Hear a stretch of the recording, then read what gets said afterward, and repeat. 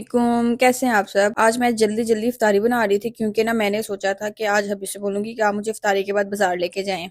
मैं ना सारा कुछ ले ही लेती हूँ, मतलब हबी ला के देते हैं, लेकिन पर्सनली मेरा दिल करता है कि चूड़ियां ईद पे मुझे खुद ला के दें। लास्ट ईद पे भी वो मुझे लेके गए थे और इस दफा भी मैंने सोचा था कि मैं उनके साथ ही जाऊंगी। तो मैंने उनको कॉल करके कह दिया था कि इफ्तारी में बना लेती हूँ, इफ्तारी के बाद ना आपने मुझे बाजार लेके जाना है, और वो मान भी गए इतनी आसानी से। मुझे हैरानगी हो रही थी पर वो मान गए। तो जल्दी जल्दी से काम करके फ्री हो जाती हूँ, बाद में पता चले वो कह रहे थे मैं तो मजाक कर रहा था। कैसा लगा मेरा मजाक? तो जी बाजार हम आ गए थे, पहले उनका कोई काम था उन्होंने वो करना था।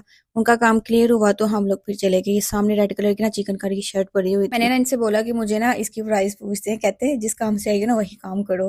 मैं फिर चुप हो गई। चूड़ियों वाली दुकान पे हम आ गए थे, यहाँ पे इतनी प्यारी चूड़ियां पड़ी हुई थी। कश्मीरी चूड़ियां भी यहाँ पे पड़ी हुई थी। पता नहीं क्यों हर लड़की पागल है कश्मीरी चूड़ियों के पीछे सिवाय मेरे। मुझे इतना इंटरेस्ट नहीं है। ये वही चूड़ियां जो हमारी मामा पहनती होती थी अपने टाइम पे, और वही सारा ट्रेंड रिपीट हो रहा है। मुझे चूड़ियां चाहिए थी जिंक कलर में, लेकिन वो यहाँ पे नहीं थी। यहाँ पे जिंक कलर की चूड़ियां थी लेकिन वो ना वेलवेट में थी, और वेलवेट की बड़ी जल्दी खराब हो जाती है, थोड़ा सा पानी भी लग जाए। मुझे मेटल में चाहिए थी लेकिन यहाँ से नहीं मिली।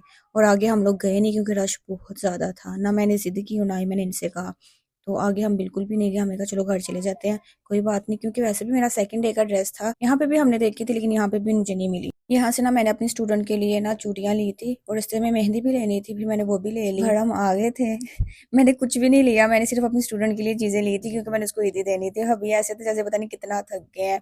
गए हम पैदल ही थे, सामने तो बाजार था तो पैदल ही हम गए थे। मेहंदी मैंने ले ली थी इसके लिए, कलर अब पता नहीं कैसा होगा। अभी हम घर आए हैं, हबी ने मतलब कपड़े वगैरह चेंज किए। हादी ने इतनी जिद की पापा पिज्जा खाना है। मैं ना इस चीज से बड़ा भागती हूँ कि मुझे हादी को ना कुछ खिलाना पड़े बाहर का। लेकिन मैं जितना भागती हूँ ना वो उतना ही ज्यादा खाता है। पहले तो अभी मजाक में कॉल करते रहे कि हेलो एक पिज्जा दे जाओ, मजाक में कह रहे थे। लेकिन जितनी हादी ने जिद की थी ना, मतलब दादू से भी कह रहा था और हबी से भी कह रहा था, फिर उन्होंने मंगवा लिया। मैं छोड़ दिया क्या? और कोई फीडर जाने तो रात को उठ उठ के फीडर मांगते हो, फीडर के बगैर सोते नहीं हो, तो पिज्जा रहने दो ना। मुझे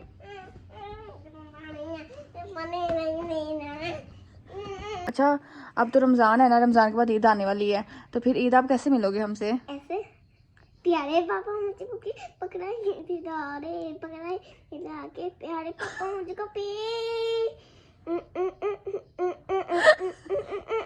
उसका ठुंगा से देखो कैसे लड़ा है। प्यारे पापा मुझे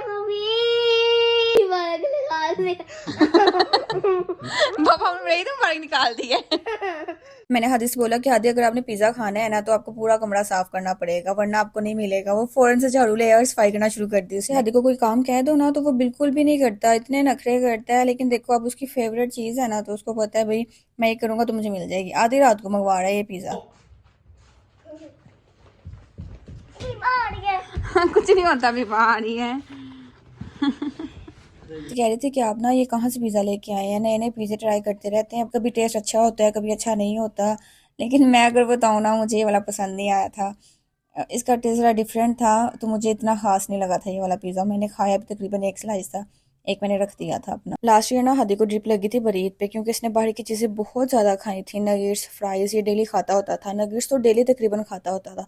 और डॉक्टर ने बड़ी सख्ती से कहा था कि एज काफ़ी छोटी है, तकरीबन लास्ट ईयर 4 ईयर्स का था, 5 ईयर्स का है, तो आप इसको ना इन चीज़ों से दूरी रखा करें।